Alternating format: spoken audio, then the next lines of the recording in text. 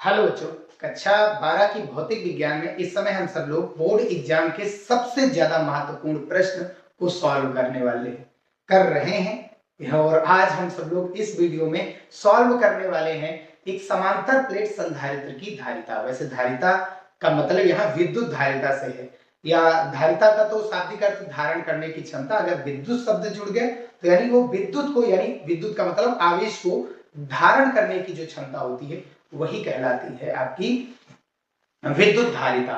और हमको आज निकालना है समांतर प्लेट। समांतर प्लेट संधारित्र हम जानते हैं जब किसी समान आकार की एक प्लेट का संबंध हम सब लोग आवेश स्रोत से व दूसरी प्लेट का संबंध हम सब लोग पृथ्वी से कर देते हैं, तो ये बनता है आपका समांतर प्लेट संधारित्र। इससे होता क्या है कि अगर आप आवेश स्रोत से, ध्यान से समझिएगा, बहुत आसानी से बताएंगे, बहुत आसान है। आवेश स्रोत का संबंध अगर आप कर देंगे किससे, आवेश एक प्लेट का संबंध आवेश स्रोत से करेंगे और दूसरी प्लेट का संबंध आप अगर पृथ्वी से करेंगे, तो आवेश स्रोत से क्या होगा, आवेश स्रोत से आवेश जाएगा, करंट जाएगा। तो ये ऐसा हमने मान लिया कि जो पहली वाली प्लेट पर आवेश पहुंच रहा है, पहली वाली प्लेट पर आवेश पहुंच रहा है वो प्लस क्यू है।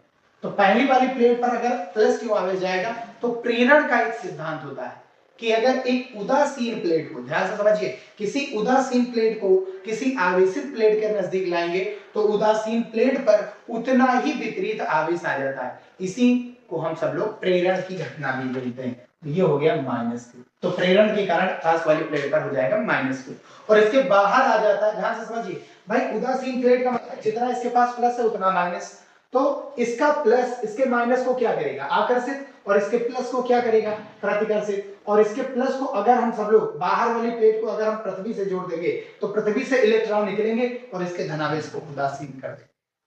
ठीक है, क्योंकि पृथ्वी की धारिता अनंत होती है, तो यहाँ उदासीन हो जाएगा, बचेगा यहाँ पर केवल माइनस क्यू। और इन दोनों के बीच की दूरी कितनी है, डी लेते हैं। अब ध्यान से समझिए, एक प्लस का आवेश दूसरा माइनस, तो ये चिपक सकते हैं ना, तो इनके बीच हम पूरे भर में या एक छोटी लंबाई भर में एक किताब रख दीजिएगा, या पूरे भर में कोई कागज, मोम, अभ्रक, कोई भी चीज आप डाल सकते हैं।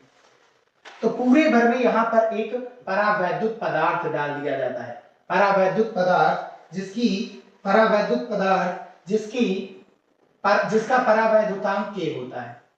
अब इसको क्यों डाला जाता है, ताकि जो है ये चिपके ना, ताकि ये जो है आपस में चिपके ना। तो संधारित्र एक सेल जैसा होता है जो अपने अंदर एनर्जी स्टोर किए रहता है और एक बैक एनर्जी देता है, जिससे पंखा, बल्ब और आपके साथ ही साथ कैमरा वगैरह, इन सभी चीजों में ये लगता है। आपकी मोबाइल की स्क्रीन जलाएंगे तो अचानक से जल्दी, तो ये संधारित्र काम करता है, एक बैक एनर्जी देता है। क्लियर बात, ये अपने अंदर एनर्जी लिए रखता है और ये पूरी की पूरी एनर्जी एक साथ देता है। ये एक सेल तरीके का कार्य करता है, और जो विद्युत सेल होता है वो धीरे धीरे एनर्जी देता है, लेकिन ये पूरी एनर्जी एक साथ देता है। जब लाइट जाती तो एनर्जी अपने अंदर स्टोर फिर से कर लेता है। ठीक है, क्योंकि जो पंखा होता है वो 1 एम्पियर मिली एम्पियर में, जो घर में लाइट आती है प्रत्यावर्ती धारा वो मिली एम्पियर में होती है, मतलब 1 एम्पियर होती ही नहीं है। और पंखा चलेगा करीब 10 एम्पियर से, तो 10 एम्पियर धारा बनाएगा कौन, ये संधारित्र। एक बार शुरुआत करने के लिए ज्यादा एनर्जी की जरूरत पड़ती है, ज्यादा मेहनत करनी पड़ती है, और एक बार चल जाए तो कम मेहनत पड़ती है। तो शुरुआत करने के लिए वो ज्यादा एनर्जी यही स्टोर किए रखता है और ये बैक एनर्जी देता है। इसकी एक प्लेट को हम आवेश स्रोत से, यानी जो बोर्ड वाली लाइट जाती है, जो पंखे के अंदर तार जाता है उससे, और दूसरा वो पृथ्वी से जोड़ देते हैं, अर्थ के लिए छोड़ देते हैं, ऐसे छोड़ देते हैं उसको। ठीक है, ये इतना हो गया। और इसमें प्लेटों का आकार सेम होता है, प्लेटों का आकार सेम होता है। वैसे आपको जानकारी के लिए बता दें, ये कुछ ऐसी होती है प्लेटें, इसको ऐसे बनाते हैं।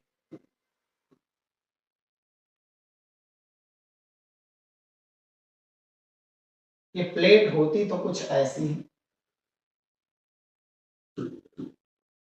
ऐसी रखी जाती है, ऐसी थोड़ा तिरछा बनाया गया ताकि दिखाई दे।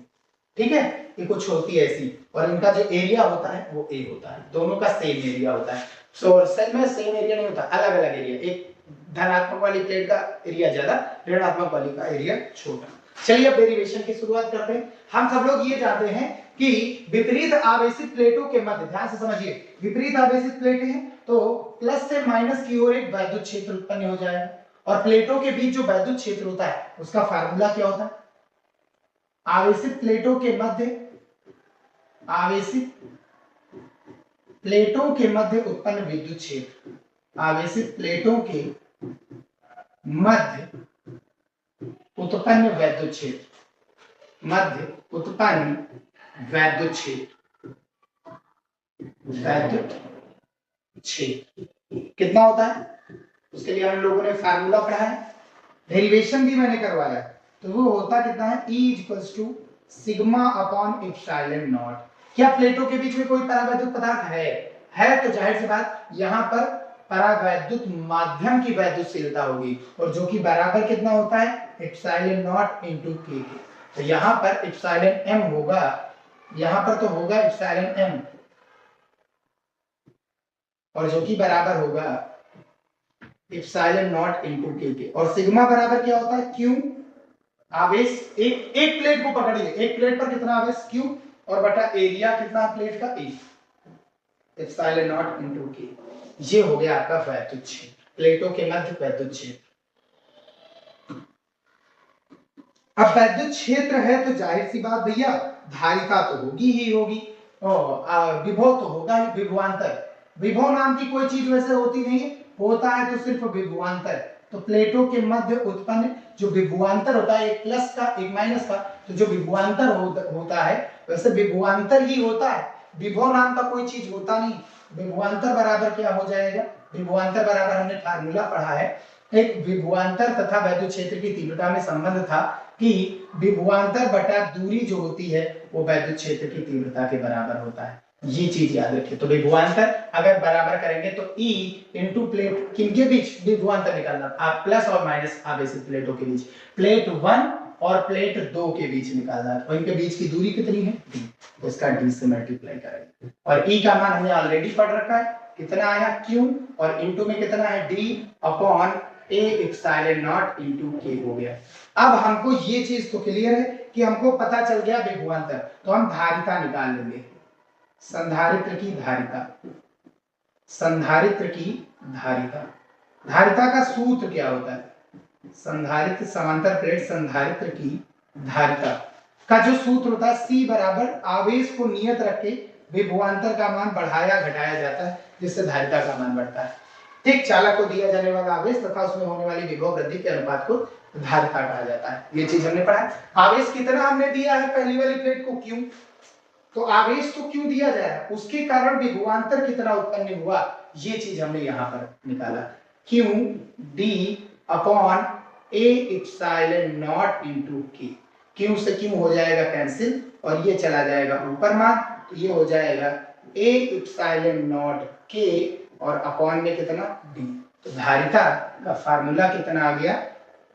A epsilon not K upon में D। ये बन गया आपका धारिता, समांतर प्लेट संधारित्र की धारिता। जबकि प्लेटों के बीच में पूर्ण रूप से पूरे भर में परावैद्युत पदार्थ हो रहा हो, जिसकी परावैद्युतांक कितना है? K। ये आपका डेरिवेशन। ये किन किन बातों पर निर्भर करता? अगर ये डेरिवेशन आया भैया तो ये डेरिवेशन अकेला नहीं आएगा, ये डेरिवेशन अकेला आता ही नहीं। इस डेरिवेशन के साथ साथ कुछ पूछा जाएगा कि संधारित्र क्या है, या संधारित्र धारिता किसे कहते हैं चालक की, ये चीज पूछ सकता है। या संधारित्र की जो धारिता होती है वो किन किन बातों पर निर्भर करती है? तो एक चीज याद रखना, संधारित्र की जो धारिता होती है वो कभी भी चालक को दिया जाने वाला आवेश व उसमें होने वाली विभव वृद्धि पर निर्भर करता ही नहीं है। क्यों? और भी आप चाहे जितना घटाइए, इससे कोई लेना देना नहीं धारिता का। समझ में आएगा? इससे धारिता का कोई लेना देना है ही नहीं। हर एक चालक की धारिता जो होती है वो फिक्स होती है, उसको हम बढ़ा भी सकते हैं। यानी अगर एक आप समझिए एक तार है, तो उस तार की धारिता आप आवेश कम ग्रहण कर रहा है, तो उसमें आप संधारित्र लगा दीजिए। ये युक्ति ये क्या करेगा? ये आवेश को क्या, ये आपका क्या करेगा? आवेश को नियत रख करके विभवांतर को बढ़ा देगा, विभवांतर बढ़ जाएगा। क्लियर बात? विभवांतर को घटा देगा, सॉरी माफ कीजिए, ये विभवांतर को घटाएगा। विभवांतर अगर आवेश नियत रखा गया और विभवांतर घटेगा तो धारिता अपने आप बढ़ जाएगी। या तो आकार बढ़ाओ, तो ये आकार वगैरह कुछ नहीं बढ़ाता, तो ये आवेश और विभवांतर पर निर्भर नहीं करता। तो किस पर निर्भर करता है? ये निर्भर करता है नंबर 1 चालक की प्लेटों पर, जो संधारित्र की प्लेट है वो उस पर निर्भर करता है। संधारित्र की प्लेटों के समानुपाती ये होता है। यानी अगर संधारित्र की प्लेटें बड़े आकार का आप कंडेंसर लेंगे तो उसकी धारिता ज्यादा है, और छोटे आकार का कंडेंसर लेंगे तो उसकी धारिता कम। तो फैन वगैरह के देखेंगे आकार छोटे होते हैं संधारित्र, लेकिन आप मोबाइल के देखेंगे, कैमरा के देखेंगे तो और ज्यादा छोटे होते हैं। और अगर आप चार्जर में भी होते हैं तो वो भी और छोटे होते हैं। लेकिन अगर आप मोटर वगैरह की, फ्रिज वगैरह की, वॉशिंग मशीन वगैरह की देखेंगे तो उसकी जो वो बड़े आकार के कंडेंसर होते हैं तो उसकी धारिता ज्यादा, और साथ ही साथ ये के पर भी, के भी समानुपाती होता है। जितना जितना ज्यादा के का काम क्या होता है, वैद्युत क्षेत्र की तीव्रता, ये विभव का मान, बल का मान, वैद्युत बल, वैद्युत क्षेत्र, वैद्युत विभव, ये सभी के मान को कम करता है, घटाता है। अगर घटाएगा, विभवांतर घटेगा तो अपने आप धारिता क्या हो जाएगी, बढ़ जाएगी। तो परावैद्युतांक के बढ़ने से धारिता क्या होती है, बढ़ जाती है। क्लियर बात। और बीच की दूरी, प्लेटों के बीच की दूरी की ये व्युत्क्रमानुपाती होता है। अगर प्लेटों के बीच की दूरी आप घटाएंगे तो जाहिर सी बात है ये धारिता क्या कर देगी, वहां पर कम हो जाएगी। ये इसका डेरिवेशन है। स्टेटमेंट लिखना है, माना समान आकार की दो प्लेटें, समान आकार की दो प्लेटें या समान क्षेत्रफल ए वाली दो प्लेटें एक दूसरे से डी दूरी पर परस्पर समांतर रखी गई है। पहली प्लेट का संबंध आवेश स्रोत से, जबकि दूसरी प्लेट का संबंध पृथ्वी से होता है। बस इतना कर देना, आपको ये लिख देना है। और साथ ही साथ एक न्यूमेरिकल इसका पूछा जाएगा, और न्यूमेरिकल हम बता दे रहे हैं। न्यूमेरिकल है कि एक समांतर प्लेट वायु संधारित्र, भाई अंदर वायु भरा प्लेटों के बीच के प्लेटों की त्रिज्या 3 × 10⁻² मीटर तथा धारिता 1 मीटर त्रिज्या वाले आवेशित गोले की धारिता के बराबर है संधारित्र के प्लेटों के बीच की दूरी। तो यहाँ दो संधारित्र हैं। यहाँ आपके पास कितने संधारित्र हैं भैया, दो। एक समांतर प्लेट संधारित्र है और दूसरा गोलीय संधारित्र। दूसरा आपके पास कौन है, गोलीय संधारित्र। दो संधारित्र है। एक संधारित्र की प्लेटें जो है, प्लेटों की जो त्रिज्या दी गई है, समांतर प्लेट संधारित्र की प्लेटों की त्रिज्या वो कितनी दी गई, 3 × 10⁻²2 मीटर। ठीक है, ये इसकी त्रिज्या दी गई। और इसकी जो धारिता है, हमने नाम दे दिया C1, ये इसकी धारिता के बराबर है। किस, गोलीय चालक की संधारित्र की धारिता के बराबर, गोलीय चालक की धारिता के बराबर, जिसकी जो त्रिज्या है, इसकी त्रिज्या वैसे हमने कैपिटल R मानी थी। वो जो त्रिज्या है वो 1 मीटर त्रिज्या वाले गोलाकार चालक, एक गोलाकार चालक है, उसकी त्रिज्या 1 मीटर है। उसकी जो भी धारिता है, वो जितना आवेश अपने अंदर ग्रहण करेगा, जो भी धारिता है वो बराबर है 3 × 10⁻² त्रिज्या वाली एक समांतर प्लेट संधारित्र की। तो हमको बताना क्या है, कितनी दूरी रखी जाए कि इन दोनों की धारिताएं सेम हो जाए, कितनी दूरी रखी जाए। तो जाहिर सी बात है भैया, यहाँ पर हम करेंगे क्या, ये हमें जो दिया गया है हम इसकी बात करते हैं कि समांतर प्लेट संधारित्र की जो धारिता C1 है ये बराबर है चालक की धारिता के। और ये बराबर कितना होता है, समांतर प्लेट संधारित्र की धारिता A∈0K/D होता है। और ये होता कितना के बराबर है, 9 × 10⁻9 R होता है। ये होता है, ये इसकी जो धारिता होती है C2 वो होता है 4πε0K/R। लेकिन इसने पहले से ही बता दिया वायु की बात कर रहा है, तो दोनों के लिए परावैद्युतांक कितना होगा, 1 होगा। तो जाहिर सी बात है भैया C2 का मान क्या होता है, ये चीज हमने रख दिया। और एक चीज, इसका जो मान होता है 4πε0 का, वो होता है 1/9 × 10⁻9 और इंटू में कितना R। अब K का मान कितना हो गया, K का मान तो 1 हो गया, K से तो कोई लेना देना नहीं। इसकी जो धारिता अभी हमने निकाला कितना है, A∈0K/D, और दोनों के लिए K का मान क्या है, सेम है। इसकी त्रिज्या, अब देखिए इसका जो त्रिज्या दी जाएगी इसके लिए समांतर प्लेट संधारित्र के लिए, तो इसके लिए हम फार्मूला लगाएंगे 4πr², और यहाँ पर कितना है ε0। अच्छा, इसको रखने का कोई मतलब नहीं, ये यहाँ पर ऐसे डाल दीजिए, ऐसे आंसर आ जाएगा 4πε0।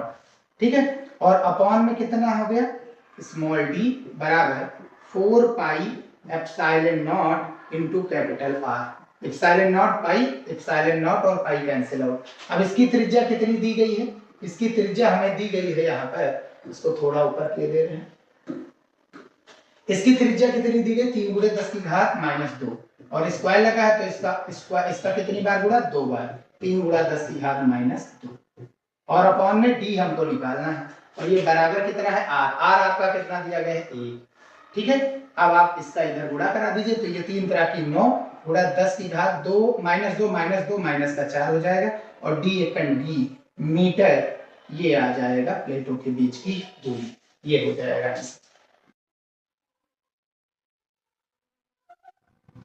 अच्छा, एक चीज तो छूट गया है कि यहाँ पर तो 4 बचा है ना, तो ये 4 कहाँ जाएगा? बटे में आएगा। इन दोनों को इंटरचेंज किए, 4 आ जाएगा बटे में। ठीक है भैया,